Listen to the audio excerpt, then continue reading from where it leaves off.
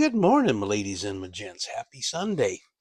With all of everything going on in the world right now, I'm kind of feeling like this is a little bit of an aside, but maybe a little dose of sanity with everything.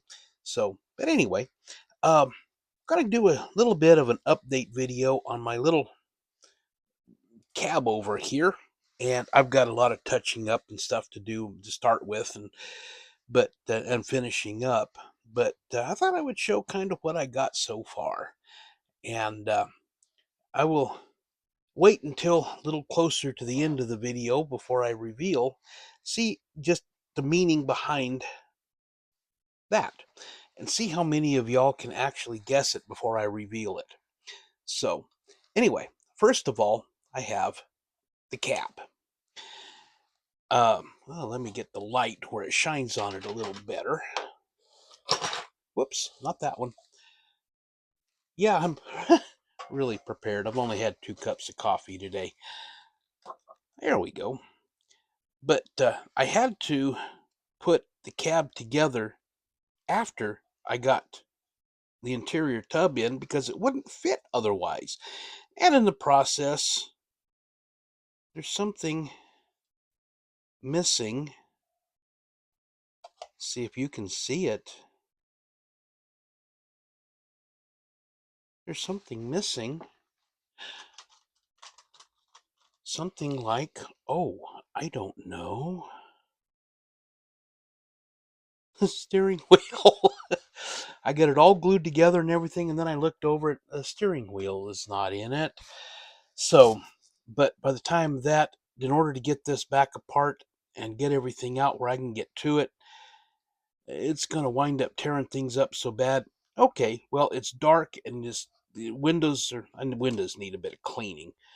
Um, but it's dark enough that it's not really going to be visible inside. So, oh well. So, and I also forgot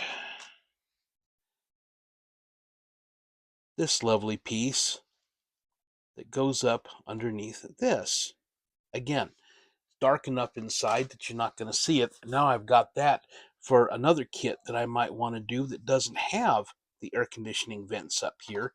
So anyway, but I got it pretty well finished. I need to do a little bit of cleaning up and a bit of painting to get it together and everything. So uh, yeah, that's, oh well.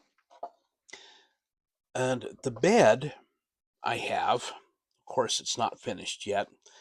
Um, Actually, I've got some tape here because I'm going to be gluing a bumper on here, which I'll get to in a minute. But this is all crafted, cut out, sheet styrene, the whole 9 yards. The doors, I've got it where it opens up, and of course I've got the lip that seals so that when you shut this door and then close this one, you've got that lip there. I'm going to put a hasp, one of these guys, and I'll show how, and I'll give a brief description here in a minute how I did that. But I'm going to put a hasp here. This one is a fold down door, so it's going to have a hasp up here. And no, they are not opening. I didn't go that far. I've got a little piece of rod styrene here, here, and here for the hinges. They're going to get a little bit of metal trim on it. Front, I wasn't too awful concerned about getting it even because it's going to be up against the back of the cab and behind the stacks. This side, I've got the tall door, and it opens out. And then I've got these 2 doors that open out. And right along here is about 6 foot off the ground, 6.5 foot off the ground. So you're not going to be able to reach these compartments up here. So I put some doors in here that are accordion type and will fold up. So I'm going to put a couple of deals on that. And I got them on both sides. So that way he can get to the storage compartments up under here. Yeah, it's kind of a nifty little idea. And so, yeah, there's that. The real quick on this, let me get that to zoom in. I found this online and I cannot remember where I saw it, but basically I took this, in this case, flat black, and I basically painted over the whole thing. And then I took a fairly coarse, I used a sanding stick, 300, 320 grit, I think is one side.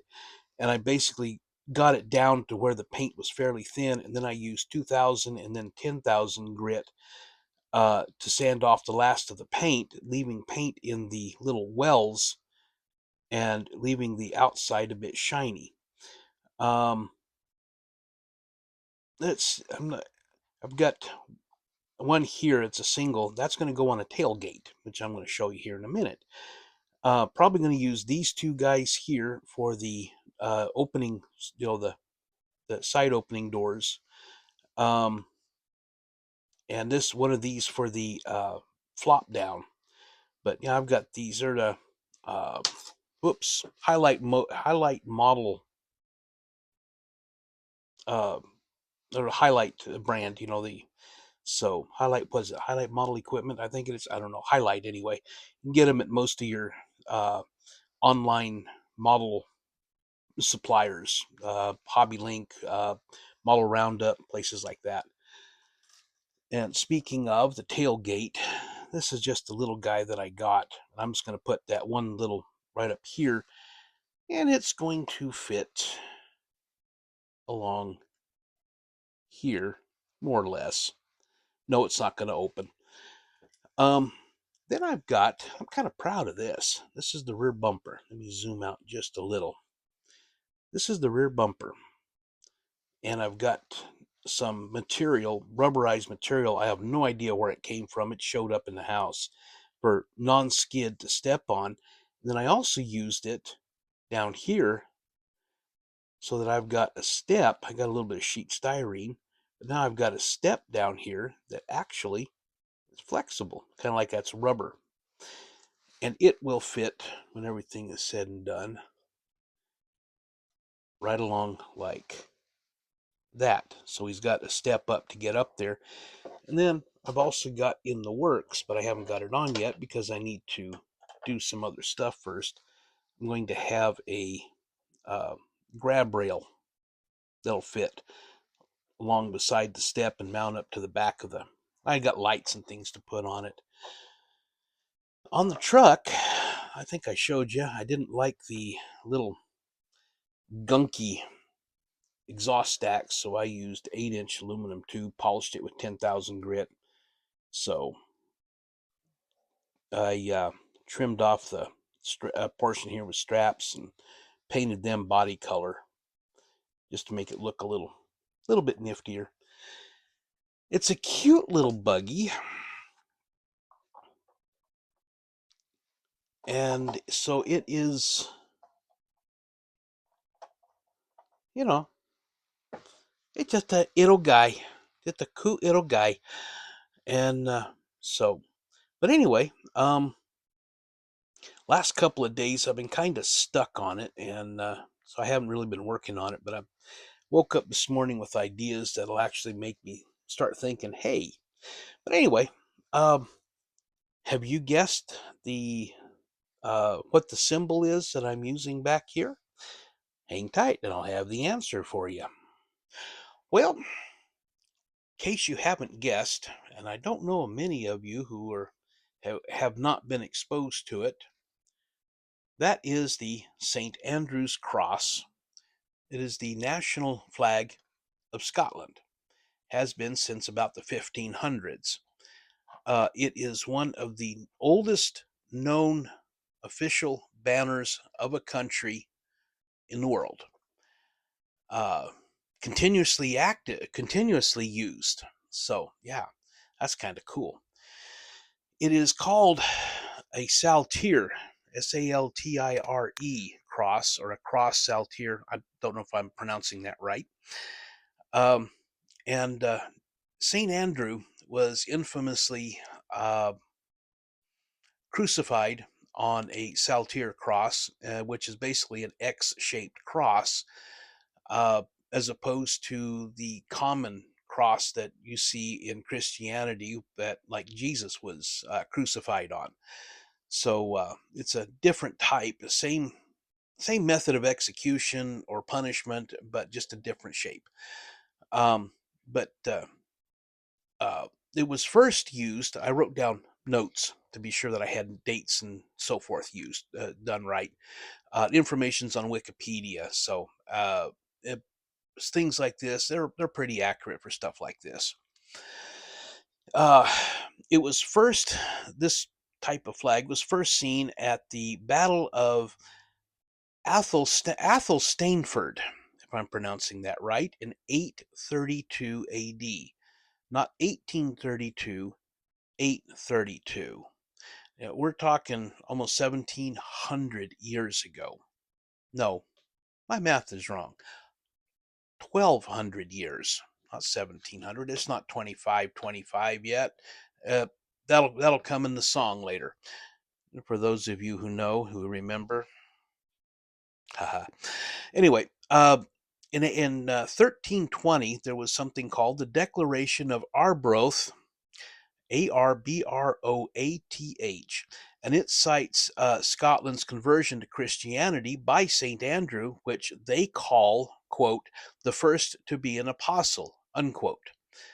That's in the Declaration. The depiction of Saint Andrew being crucified on the cross was first seen on the seals in 1180 and been used since. It was the symbol was used as the guardian of for the group called the Guardians of Scotland in 1286. And James Douglas, the second Earl of Douglas, used the banner at the Battle of Otterburn, Mercy, Ottebburn in 1388. Little interesting tidbit. The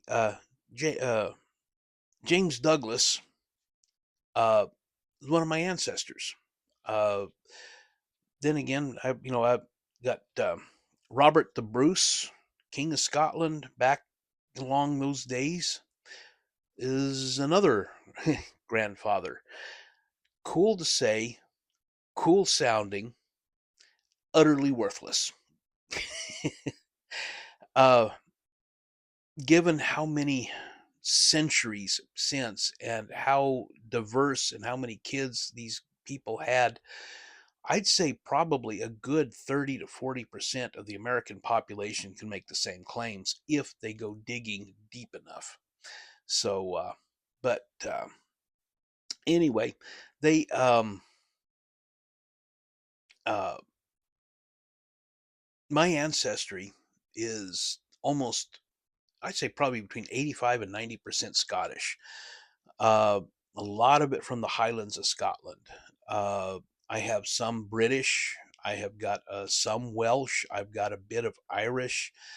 Interestingly, when the Scots would get on the bad side of whatever king was in charge at the time of England, they would flee across the channel over to Ireland and live there for a little while. And they would intermarry, of course, in a generation or two or three. They'd come back over to Scotland and settle back down again, and then they'd get on the wrong side again and they'd flee back over to Ireland. I have got a little bit of French, mainly from the Normandy area, because it's pretty close across the channel. The same thing. You get some of the people that are, uh, get on the wrong side of the king, and so they'd flee or they'd be banished, and they'd go over there to uh, uh, France. And Normandy being one of the closest stretches across the channel, it was where they wound up with, kind of like going over to Ireland. But so it's kind of an interesting bit of history here. I do have a little bit of Norse as well. Remember Vikings? They would come over and raid every generation or so, and there'd be some that would stay and wind up intermingling, or some that would come in and they take over an area, and the whole clan would settle in for a while, and they'd either get absorbed into the local culture or they would go back to their Viking ways and leave. Sometimes after a few years, sometimes after a couple of generations. So I've got some Viking. Well, rah. Uh, but anyway, um, let's see. What else do I want to bring up about all of this fun stuff? Um, anyway, I guess not. This has gone on long enough. Fun little history lesson. Um, so, but anyway, I'm going to go ahead, get out of this, put this thing together, and I'll see you in the next one. B-Tex, signing out.